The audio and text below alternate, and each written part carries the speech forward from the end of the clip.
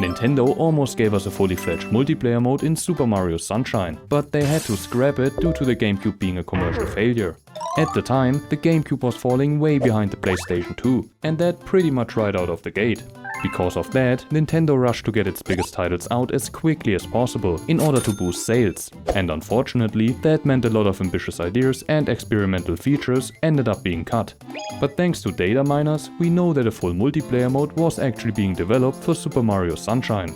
So what do we know about it? A handful of unused objects buried in the game's files give us a rough idea of what Nintendo was going for. The basic concept seems to have been Mario vs Shadow Mario.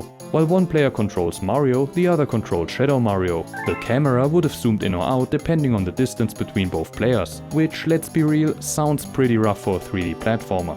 It really makes you wonder if Nintendo planned to switch to a split screen setup at some point.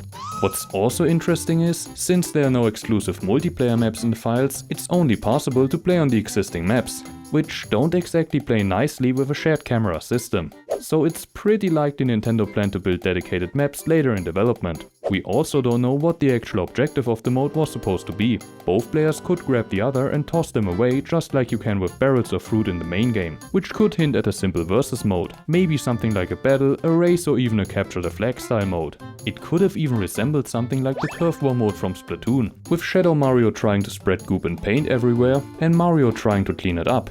In the end, we will probably never know exactly what Nintendo was going for. But the good news, there are a couple of fan-made multiplayer mods which are absolutely amazing, and they give us a glimpse at what could have been. So what do you think the original multiplayer mode would have looked like?